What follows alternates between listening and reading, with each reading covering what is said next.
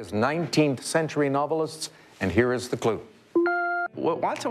연산장치인 컴퓨터가 인간의 두뇌를 모방하기 시작했다.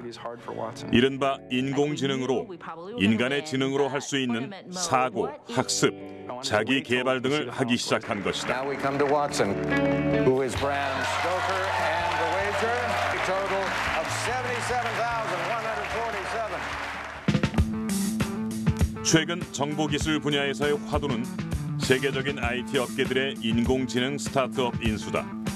구글은 인공지능 분야 스타트업 딥마인드를 한화 약 4,300억 원에 인수했으며 페이스북은 뉴욕 주립대학에서 인공지능을 전공하는 얀 레쿤 박사를 섭외했고 야후는 인공지능 알고리즘을 주로 활용하는 사진 분석 기업인 룩플로우를 인수했다. 이들이 이토록 인공지능 기술에 열을 올리는 이유는 무엇일까? 이미 우리 생활 깊숙이 들어와 있는 인공지능의 현황과 그 미래를 알아본다.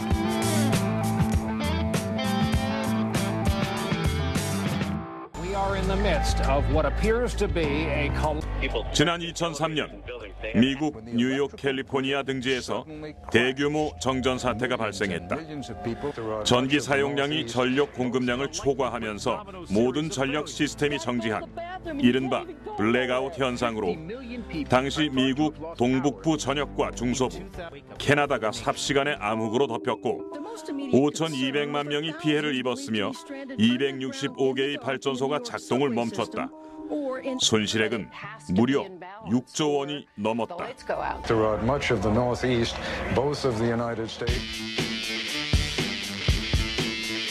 최근 해마다 여름이면 기록적인 폭염이 발생하는 우리나라 또한 블랙아웃의 공포에서 자유롭지 못하다. 지난 2011년 9월 15일 한국은 갑작스러운 정전 사태로 전국 162만 가구의 30분 이상 전기 공급이 끊어졌었다. 이른바 9.15 전력 대란은 전력 공급을 한시적으로 끊는 강제 순환 단전을 통해 블랙아웃을 겨우 막을 수 있었다.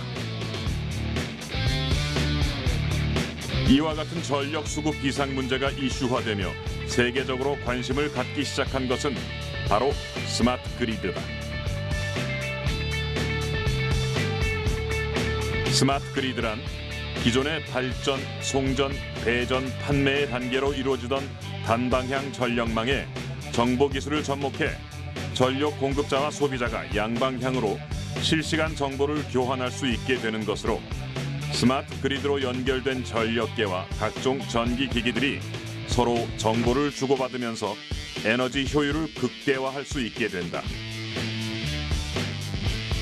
옛날 전력망은 먼 데 있는 해안가에 있는 큰 대형 원자력, 수력, 화력 같은 발전소에서 전기를 생산해서 또 그것을 철탑과 같은 수송 설비를 통해서 가정으로 운송해서 이렇게 쓰는 그런 단방향성, 일방향성으로 이제 에너지를 썼는데 미래는 지금 말씀드린 것 같이 집집마다 태양광과 같은 그런 소규모의 발전원을 다 가질 수가 있는 그런 시대가 오는 거죠. 이럴 때에 그런 신재생 에너지를 다 전력망에서 다 받아들여서 우리가 그거를 수용을 해서 또 피크 절벽도 조절하고 이런 기능을 다 하고 또 고객들한테도 그 고객들이 쓰고 있는 전력 사용량 정보를 실시간으로 또 알려줍니다. 지금 쓰시는 전기량이 얼마고 또 단가는 이렇게 비싸고 쌉니다. 이런 정보를 줌으로써 전기 소비 절약을 또 유도할 수 있고 그게 바로 스마트 그리드라는 거죠. 국내 최초로 지능형 전력망인 스마트 그리드 시스템을 구축한 곳은 한국전력의 구리 남양주 지사 건물이다.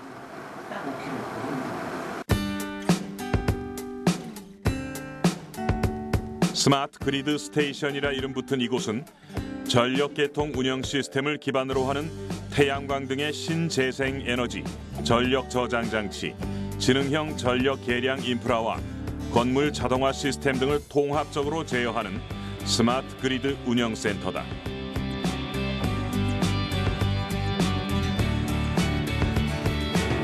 1층 로비에는 실시간으로 건물 전체의 전기 사용량을 파악해 실시간으로 사용자에게 건물의 에너지 흐름을 알려주는 종합 상황판이 설치돼 있다. 이를 통해 전체 에너지에 대한 효율적인 관리를 가능하도록 만든 것이다. 네, 지금 보시는 첫 번째로 보시는 시스템 구성도가 지금 저희 지사 사옥을 갖다가 간단하게 도식화하는 회원입니다. 지금 층별로 지하 1층부터 4층까지 전체적으로 전력과 통신선들이 어떤 형태로 이 스마트 그리드 스테이션이 운영되어 시스템이 구성됐는지를 보실 수 있도록 표현해 놓은 거고요.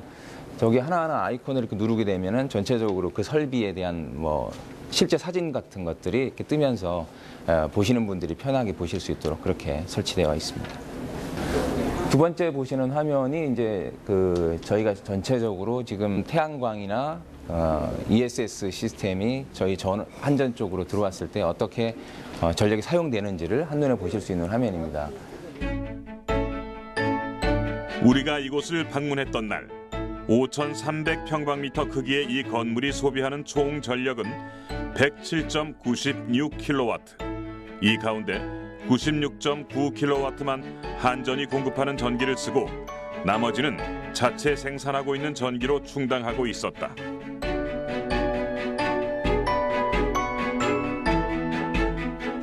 건물 옥상에 설치된 태양광 발전 설비와 전력 저장 장치를 통해서다.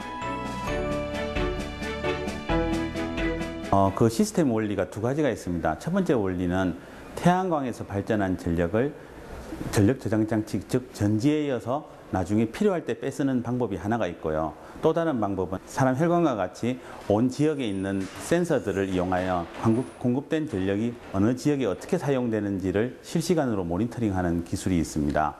그 실시간으로 모니터링한 전력을 이용하여 어느 부분에 전기가 많이 사용되고 있다든가 아니면 좀 여러 가지 문제가 있다든가 이런 것들을 미리 판단을 해서 컴퓨터가 자동으로 그 부분을 사용자에게 경보를 띄우게 이렇게 되어 있습니다.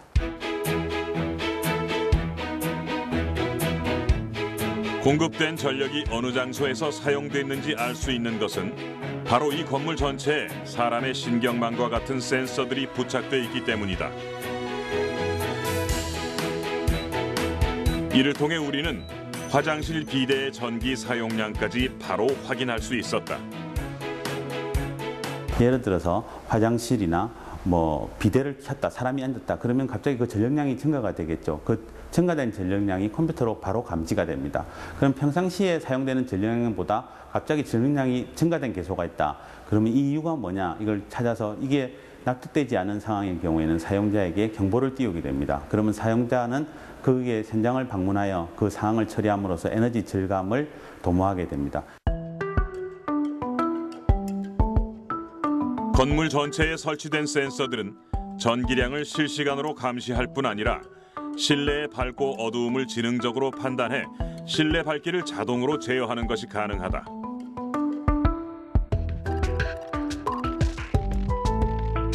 태양광 발전 설비에 설치된 조명 센서를 이용해서 외부의 일사량을 측정하고 일사량에 맞도록 조명을 제어하는 원리다.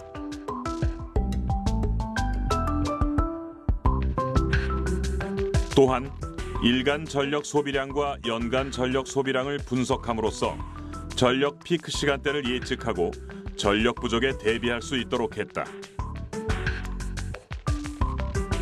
인공지능 기법 중에 신경회로망, 뉴럴 네트워크라는 그런 툴이 있어요. 그런 걸로 과거의 데이터를 학습을 시키면 이 건물의 평일의 부하 패턴은 이렇게 생겼고 토요일 일에는 또 사무실에 사람이 없으니까 평탄한 부하 패턴을 가지고 있겠죠. 이런 것을 인공지능을 위해서 패턴을 인식하는 거죠. 그래서 금일 부하는 얼마가 될 거다 하는 것이 자동으로 산출되는 겁니다. 이 테크닉에 적용되는 것이 바로 인공지능. 그중에 특히 우리는 그 신경회로망, 뉴럴 네트워크라는 것을 이용해서 부하 예측을 하게 되는 거죠. 그러면 많이 쓸 때를 대비해서 배터리에 저장을 해놓고 또 적게 쓰는 시간대에는 배터리에 전력을 저장해놓고 이렇게 운전을 하는 거죠. 이를 통해 한전 구리 남양주지사가 절감하는 전력은 연간 약 25,000kW, 피크 전력의 5%와 연간 전력 사용량의 10%를 절감하는 셈이며 금액으로 환산하면 약 1,500만 원 정도의 전기 사용 요금을 매년 절감할 수 있는 수치다. 미국 전력연구소 연구 결과에 따르면 향후 20년 동안 스마트 그리드 사업에 5천억 달러의 투자가 필요하다고 한다. 하지만 이 투자로 얻을 수 있는 에너지 절감액이 무려 2조 달러에 이르는 것으로 조사됐다. 인공지능을 기반으로 한 스마트 그리드가 최악의 전력난을 막을 수 있는 답인 셈이다.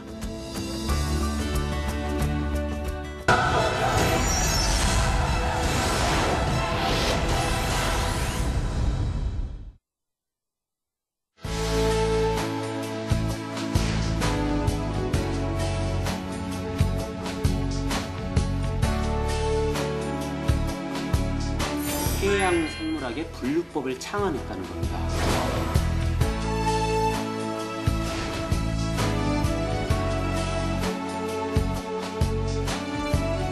높고 낮음의 우열의 차가 아니라 문화의 다양성이 공존했다.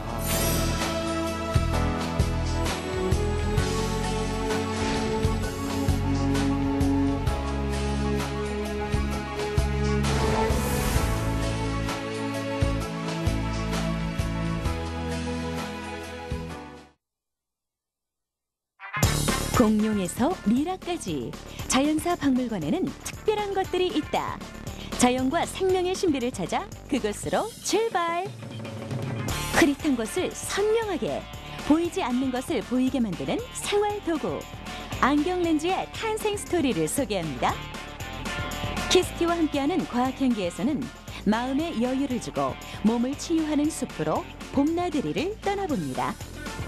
창의융합 인재육성 프로젝트 무지개가 여러분을 찾아갑니다. 현대사회에서 수많은 사람들은 지하철 등의 밀폐된 공간에서 많은 시간을 보낸다. 하지만 제한된 실내 공간에서는 오염된 실내 공기의 노출을 통해 각종 호흡기 질환과 인체의 생화학적 부작용 등 건강상의 위협을 받을 수 있기 때문에 실내 공기질의 중요성이 최근 점차 대두되고 있다. 이에 국내 연구팀은 인공지능을 기반으로 실내 공기질을 개선할 수 있는 방법을 오랜 기간 연구해왔다. 또는 공기 유수이라든가 자동으로 그런 가운데 지난 2007년부터 지하철 역사와 터널의 공기질 개선을 위한 연구 사업을 진행해온 건국대학교 김조천 교수 연구팀은 마침내 지난해 10월 인공지능형 지하철 공기 통합 관리 시스템을 개발해 국내외 특허 등록까지 마쳤다. 이 시스템은 지하철 승강장, 대합실, 터널 등의 공기질을 측정하는 센서와 필터링 시스템을 설치해 미세먼지 농도에 따라 바깥 공기 유입량, 필터 사용 여부, 에너지 소모 등을 자동적으로 설정하는 방식으로 실시간 모니터링을 통해 공기질을 제어하고 관리하는 인공지능형 통합 공기질 제어 시스템이다. 김조천 교수팀은 시스템 운영에 필요한 미세먼지 필터링 시스템, 자동 공기 유동 장치 시스템 등 세부 기술도 각각 개발해 특허 등록을 마친 상태다. 미세먼지 필터링 시스템은 지하철 역사처럼 실내 공기 질 제어 장치를 설치하기 어려운 좁은 장소에 쉽게 적용할 수 있는 시스템으로 다양한 공기 오염 물질을 처리할 수 있는 자동 제어 시스템이다. 특히 외부 환경에 따라 자동으로 필터를 기울이며 필터 수명을 연장시켜 운영 비용도 아낄 수 있다. 예를 든다면 황사와 같이 미세먼지 농도가 실내 환경 기준치를 초과할 경우에 자동으로 필터가 90도로 세워지고 눈이나 비가 올 경우에 그 농도 값이 기준치 이하일 경우에는 45도로 세워져서 에너지 전략과 공기질 개선을 동시에 이룰 수 있고 더 나아가 필터 수명도 크게 연장할 수 있는 그러한 시스템입니다. 이 시스템의 경우 국내외 특허 등록을 마친 상태이고 해외에서도 아직 개발되지 않은 신기술입니다. 이러한 기술들이 미국이나 중국 등 지하철을 많이 사용하고 있는 그 외국에 수출될 경우 수출 증대 및 일자리 창출 효과가 매우 클 것으로 생각됩니다. 1호선과 같이 오래된 지하철의 경우엔 역사와 역사 사이 환기팬이 없는 자연 환기 구간이 많다. 자동 공기 유동장치 시스템은 이러한 1호선 터널 구간에서 열차가 달려올 때 발생하는 열차풍을 이용하는 것인데 중앙 제어가 가능한 소형 제트팬을 자연 환기구 부근에 설치해 평상시에는 공기질 개선에 활용하고 터널 내 화재가 발생할 경우 높은 재현 효과도 기대할 수 있다. 또한 지하철을 운영하는 모든 나라가 공기질에 관한 문제점을 고민하는 만큼 향후 기술의 수출도 기대할 수 있을 뿐 아니라 시민들의 지하철 문화 또한 크게 개선될 것으로 기대하고 있다. 지하철 공기질이 개선됨으로써 국민들의 지하철에 대한 신뢰도가 높아져서 지하철을 이용하는 이용객 수가 증가할 것으로 전망됩니다. 따라서 많은 문화 행사도 지하철에서 이루어질 것으로 전망이 되고 이러한 인공지능 기술은 실내 공간이라면 어디에나 적용할 수 있기 때문에 그 파급 효과는 대단히 클 것으로 기대됩니다.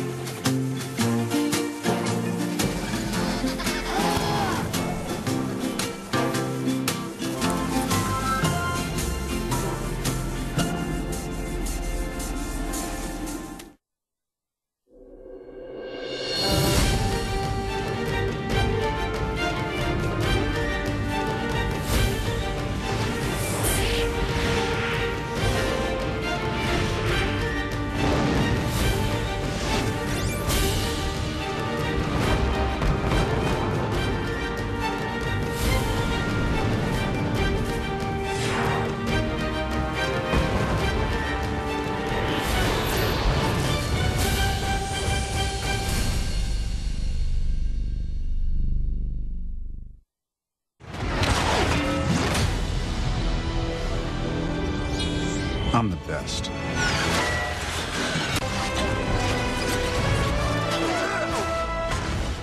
헐리우드의 슈퍼히어로 영화 중 하나인 아이언맨이 큰 인기를 끌었던 이유 중 하나는 바로 최첨단 기계 슈트 덕분이다. 아이언맨이 쓰는 헬멧에는 다양하게 변화하는 적의 상황을 실시간으로 분석해 대응 전략을 제시하는 인공지능 컴퓨터가 내장돼 있다.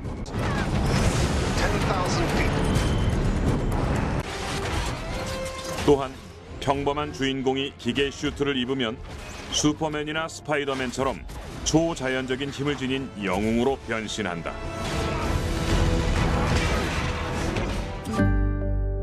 영화 속에서나 일어날 것 같은 일이지만 아이언맨 전투복은 스크린 밖에서도 구현되고 있다. 인간의 근력을 수십 배 이상 강화해주는 인조 근육형 하지 근력 증강 슈트는 미군에서 이미 실험 단계에 있다. 국내에서도 이와 관련한 연구가 활발히 진행되고 있는 가운데 한국과학기술원에서는 상지 기능의 근력을 대체하는 근력 보조 슈트를 선보였다.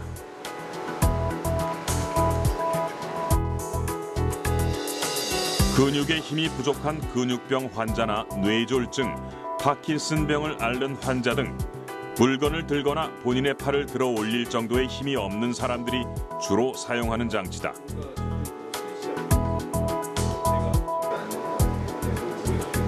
이 로봇은 인공지능 기능이 탑재되어 있어 상지 기능의 근력을 보조해주면서 원하는 방향으로 이동시켜주는 원리를 지녔다. 의도 파악을 통해 사람이 어떻게 움직이려 하는지를 지능적으로 판단하는 것이다. 사람이 이제 움직이려고 하면 약간의 힘이 이제 나오게 되거든요. 이 모터 앞에 있는 토크 센서라고 있습니다. 약간의 힘을 주면 여기 센서가 아주 민감하게 반응을 해서 이 사람이 움직였다라는 걸 알고, 그런 센서들이 조합을 하게 되면은 이게 이 사람이 어느 방향으로 움직인다, 손목을 움직인다, 뭐 손가락을 움직인다 하는 걸 알 수가 있는 거죠. EMG 센서라고 있거든요. 그거는 이제 근육에서 나오는 신호인데, 사람이 동작하기 전에 이제 근육을 움직여서 이제 동작을 하면 근육에서는 전기 신호가 나와요. 그래서 그 전기 신호를 가지고서 아, 이 사람이 움직이려고 하는구나 라고 할 수 있는 그 센서가 있죠. 그 안에서 이제 뭐 인공지능이 이제 탑재가 돼 있는 거죠. 어떻게 움직여야 된다. 이 모터는 어떻게 움직여야 사람이 이렇게 움직일 수 있다. 라는 걸 이제 계산하게 되는 겁니다. 상지 근력 보조 로봇을 착용한 채로 물건을 들었을 때와 착용하지 않은 채로 물건을 들었을 때의 힘의 크기를 근전도 검사를 통해 확인해 보았다. 이를 통해 로봇을 착용하지 않고 물건을 들었을 때 근육의 반응이 훨씬 큰 것을 확인할 수 있었다. 사람은 똑같은 힘을 주더라도 팔 모양이 어떻게 되느냐에 따라 힘을 주는 크기와 방향이 달라진다. 이러한 사람의 움직임을 파악하는 데 중요한 역할을 하는 장치는 포텐시오미터라는 위치 센서다. 로봇의 관절마다 관절이 몇 도의 각도로 돌았는지를 측정해 이를 통해 어느 방향으로 힘을 줘야 하는지를 알 수 있게 되는 것이다. 이래서 이런 겁니다. 컵이 이렇게 있죠. 만약에 컵이 이렇게 올라와 있어요. 외골격 로봇은 뭐냐면 컵을 밀면 밑에 있는 센서가 아, 이 사람이 지금 미는구나 이쪽 방향으로 알아내고 액추에이터가 그 방향으로 쫙 가주는 거예요. 그럼 사람이 힘이 들겠죠. 그 원리입니다. 이 원리로 물건을 드는 것은 물론 글씨를 쓰는 것도 가능해진다.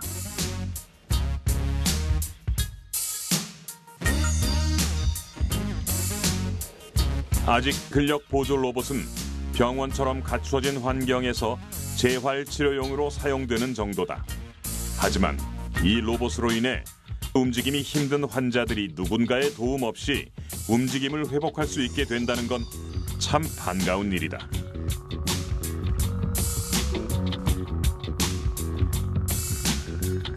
로봇은 계속 진화하고 있다.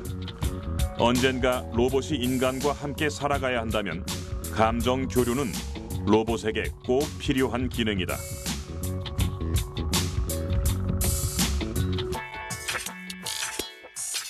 인공지능 기술은 인간이 꿈꾸는 가장 궁극적인 모습의 로봇을 현실 속으로 데려오고 있다.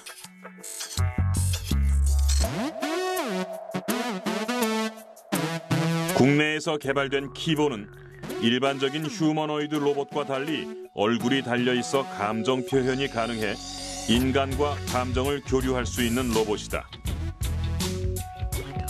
키보는 한마디로 표현하면 감성 교류가 가능한 두 발로 걷는 휴머노이드라고 표현할 수 있는데요. 키보를 만든 이유는 인간이 꿈꾸는 가장 궁극적인 모습이라고 할까요? 그러니까 인간의 모습을 꼭 닮은 로봇이죠. 그래서 로봇을 연구하는 과학자들에게는 가장 최적의 연구용 플랫폼입니다. 그래서 우리가 상상하는 모든 것들을 다 구현해서 테스트할 수 있는 그러한 로봇이죠. 가장 인간적인 로봇이라고 할 수 있겠습니다. 키보는 웃고 울고 찡그리는 등 사람과 눈을 맞추고 대화를 하거나 10가지 이상의 표정을 지을 수 있다. 또한 사용자에게 물건이나 꽃을 전하고 호응을 하는 등의 동작을 수행할 수 있다. 선물 만들긴 조금 아쉬워요. 제가 한번 안아드릴게요.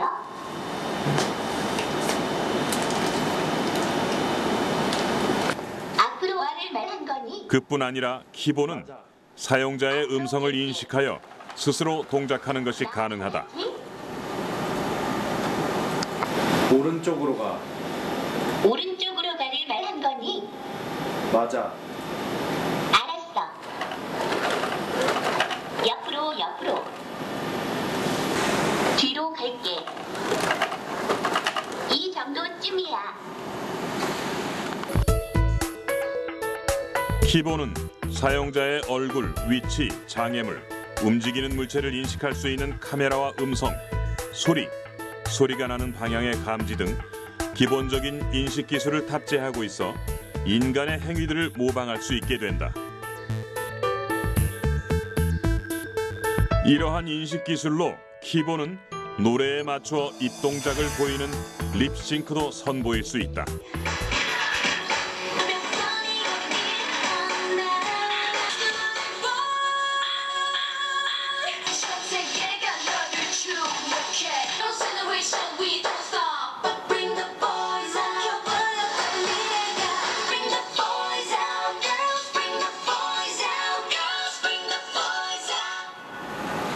립싱크는 우리가 언어를 발화하는 데 있어서 보면 모음 체계를 따라갑니다. 아에 우에오 모음 체계로 인해서 입 모양이 결정되거든요. 그러니까 우리가 어떤 단어를 말할 때 아, 이 하면 아와 이라는 그 모음에 의해서 입 모양이 결정됩니다. 그래서 단어를 분석하고 이거의 모음 체계가 어디에 속하는지를 스스로 분석을 해서 아, 이거는 이 모양이구나, 이 모양이야. 해서 그 싱크를 잘 맞춰가지고요. 그러니까 발음이 나오는 그 순간을 잘 맞춰서 그 모양을 내주는 거죠. 그런 원리로 립싱크를 하고요. 지금 저희들이 갖고 있는 로봇은 굉장히 좋은 수준의, 세계적 수준의 립싱크 기술이 가능합니다. 물론 현재의 키보는 사람과 어느 정도 감정을 교류하는 흉내를 낼 뿐 사람처럼 완벽한 감정 교류를 하는 것은 아니다. 하지만 이런 기능들만으로도 인간에게는 많은 도움이 된다. 걸어와 미소를 지으며 위로의 말을 건네는 로봇이 바퀴를 타고 굴러와 녹음된 목소리를 틀어주는 로봇보다 훨씬 더 위안이 될 테니 말이다.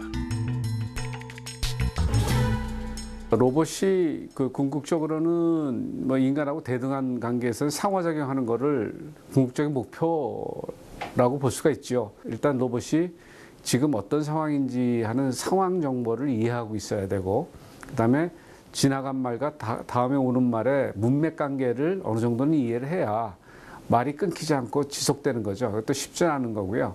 뭐 그런 지능, 지식 정보뿐만이 아니라 이제 기술적으로도 뭐 소음이 있을 때 그 소음을 극복하고 인식하고 하는 그런 어려운 문제도 역시 아직 존재하고 있기 때문에 인간들이 서로 얘기하는 수준에는 훨씬 못 미치고요. 그런 것들이 해결되려면 아직 굉장히 오랜 기간이 필요할 겁니다. 지금은 단순한 그러니까 상황에 맞는 답 정도 하고 거기에 맞는 정보를 제공하는 수준이다 생각하면 맞으실 겁니다. 한국과학기술원은 우리에게 또 다른 지능형 로봇을 보여주었다. 소소한 가사 일을 돕는 가사 전담 주방 로봇 시로스다. 시로스는 물건을 인식하는 기능이 가능한 고지능형 로봇으로 고난도의 손가락 움직임과 자유롭게 움직이는 양팔을 이용해 오이를 썰고 냉장고에서 물건을 꺼내오는 심부름이 가능하다. 사용자는 명령만 내리면 된다.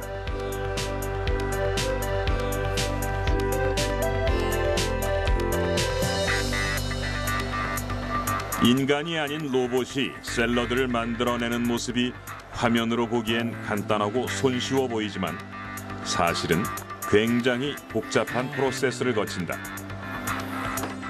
직관적으로 행위를 하는 인간과 달리 로봇은 행위를 통해 일어날 수 있는 모든 상황을 계산해서 최적의 길과 최적의 행동을 만들어내야 하기 때문이다. 예를 들어서 뭐 냉장고에 가서 뭘 꺼내온다 그러면 냉장고가 어디 있는지를 방 안에서 알아내야 되거든요. 그걸 알아내려면 사람은 직관적으로 뭐 이해하고 그걸로 다가가지만 로봇 경우에는 이 집안의 지도를 그립니다. 그래서 문이 어디 있고 냉장고가 어디 있으니까 내가 어떤 길을 따라서 가면 냉장고에 가겠다라는 걸 다 계산을 하고요.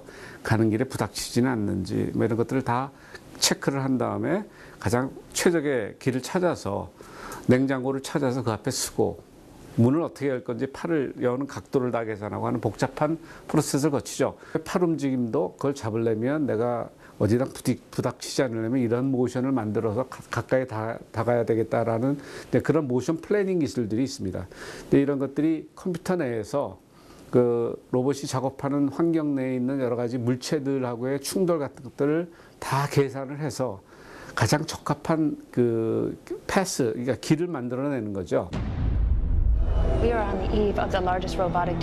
이처럼 사람과 감정을 교류하며 상호작용을 하고 가사일을 돕고 심부름을 하는 등 인공지능 기술의 발달로 인해 로봇의 지능이 점점 높아지고 있다. 이에 따른 향후 인간의 삶은 현재와 전혀 다른 모습으로 변할 가능성이 크다. 앞으로는 로봇에 방대한 지식을 탑재하는 것이 가능해져 노동을 담당할 뿐 아니라 분야별 전문가적인 조언을 해주는 다양한 용도의 지능형 로봇이 출현해 인간의 영역을 대체하게 될 것이기 때문이다. 하지만 지능형 로봇이 인간의 모든 영역을 대체할 수 있는 건 아니다. 로봇은 어디까지나 인간의 진화된 삶을 더욱 편리하게 보조할 뿐이다.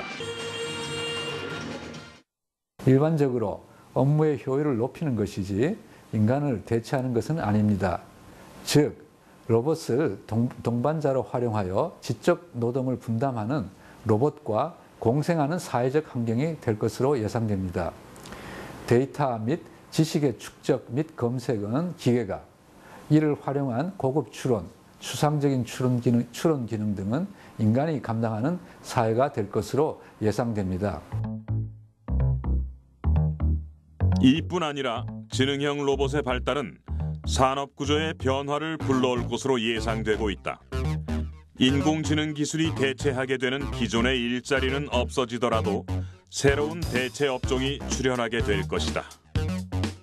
예를 들어 예전에 마차와 인력거에 관련 노동자들은 자동차가 생기면서 일자리를 잃었죠. 그러나 자동차 생산, 설계, 수리 등의 많은 고급 일자리들이 새로 생겨났습니다. 이와 마찬가지로 인공지능 기술이 발달하면 인공지능이 대체하는 원래 일자리는 없어지겠지만 인공지능 제품을 설계, 개발, 수리하는 고부가 가치의 일자리는 인공지능 제품을 이용한 서비스 사업과 같이 활성화될 것입니다. 세계 최대의 인터넷 검색 서비스 기업인 구글의 회장 에릭 슈밋이 올해의 중요한 트렌드로 빅데이터와 인공지능 기계를 꼽았다. 빅데이터에 기반한 인공지능 기계들이 경영적 판단과 제품 생산 과정에 개입해 비즈니스 양상을 바꾸는 일이 전 세계적으로 일어날 것이란 얘기다. 빅데이터는 수십에서 수천 테라바이트에 달하는 방대한 데이터의 소유와 규모의 경계를 넘어 사회적으로, 기업적으로 가치를 창출할 수 있는 잠재력을 지닌 데이터와 분석하여 결과를 도출할 수 있는 정보화 기술력을 말한다. 또한 생성된 지식을 바탕으로 능동적으로 대응하거나 변화를 예측하기 위한 정보 기술로도 그 의미가 확장되었다. 우리는 빅데이터의 활용 가치를 좀 더 자세히 알기 위해 한국전자통신연구원을 찾았다. 이곳에서 우리는 빅데이터에 기반해 그 속에 숨겨진 이슈나 통찰력을 분석해내는 시스템에 대해 들을 수 있었다. 소셜 빅데이터에서 특히 뉴스, 블로그, 트위터 데이터들을 매일 실시간으로 수집을 해서 그 빅데이터 속에 숨겨진 이슈, 통찰력을 분석을 해내는 시스템입니다. 그래서 기계가 대중의 빅데이터에 숨겨진 오피니언을 분석을 해내고 그리고 이슈의 기간 전후로 대중의 마음이 어떻게 바뀌는지 이와 같은 것들을 분석을 해서 최종적으로는 기계가 스마트하게 리포트를 써내는 기술을 개발을 하는 것입니다. 예를 들면은 기업에서 이제 신제품을 개발하는 전략을 도출한다든지 또는 이제 공공 쪽에서 정책을 수립하는 데 있어서 기존 정책의 문제점이라든지 그리고 대중이 이 현행에 대해서 어떻게 긍정적인, 부정적인 의견을 갖고 있는지 이런 거를 상시적으로 분석할 수 있는 시스템을 갖춰서 선제적으로 즉시 대응할 수 있는 시스템이 의사결정 시스템입니다. 이런 시스템의 개발로 수많은 기업들이 최근 빅데이터를 활용해 홍보나 마케팅 전략을 펼치는 데 열을 올리고 있다. 소셜미디어를 통해 보여지는 글들은 비교적 자유롭게 자신의 마음을 표현한 문서들로 소비자의 마음을 가장 잘 알 수 있는 수단이기 때문이다. 국내 유명 제과 제빵 기업은 빅데이터의 분석을 통해 날씨가 변하면 제품 선호도가 바뀌는 것을 확인하고 날씨 판매 지수를 만들어 점포에 실시간으로 제공했다. 결과는 도입 한 달 만에 조립빵 매출 30% 증가로 나타났다. 일본의 세계적인 의류 기업은 소비자들이 SNS에 올린 정보를 분석해 유행이 될 만한 제품을 한 발 앞서 선보였는데 얇고 가볍지만 따뜻하게 라는 컨셉의 기능성 의류를 출시해 전 세계에서 약 4억 장 판매의 고공행진을 벌였다. 빅데이터의 세계적인 기업 호튼웍스는 생각하는 인공지능을 완성하는 것이 빅데이터의 궁극적인 미래라고 했으며 미래창조과학부는 창조경제 시대에 빅데이터 기반의 인공지능 소프트웨어 기술 확보가 국가와 기업의 미래 경쟁력을 좌우할 것이라고 했다. 이에 따라 현재 국내에서는 빅데이터와 인공지능의 만남으로 몸 바깥의 인공두뇌를 의미하는 엑소브레인 개발이 한창 진행 중이다. 엑소브레인은 사람과 의사소통이 가능하고 의사, 변호사 등 전문가의 의사결정을 지원하는 인공지원 소프트웨어로 2017년에는 소프트웨어가 사람과의 퀴즈 대결에서 우승하는 것을 목표로 하고 있다. 이제 엑소브레인 같은 경우는 이제 텍스트 데이터를 다루는 모든 기존의 ICT 산업 분야의 핵심 기술로 활용이 될 수가 있습니다. 예를 들면 이제 특허 관련된 분야, 그다음에 의료 빅데이터 관련 분야, 법률 분야, 그리고 이제 매뉴얼, 항공 정비 매뉴얼 같이 방대한 데이터의 분야 같은 이런 여러 방대한 데이터에 대해서 지식 서비스를 할 수 있는 새로운 창조 경제를 도출을 해낼 수가 있습니다. 이런 이제 신시장 창출뿐만 아니라 기존의 웹 검색이라든지 텍스트 마이닝 그리고 이제 빅데이터 분석 쪽에서도 기존의 원천 기술에서 성능의 한계를 뛰어넘을 수 있는 원천 기술로서 다양한 분야에 활용이 많이 수요가 있을 것으로 예상을 하고 있습니다. 인공지능은 차세대 소프트웨어 분야의 경쟁력 있는 핵심 원천 기술이다. 미래는 최고 성능의 인공지능 비서를 선점하는 소프트웨어 기업이 세상을 지배하게 될 가능성이 크다. 이미 세계 글로벌 기업들에는 인공지능을 둘러싼 전쟁이 시작되었다.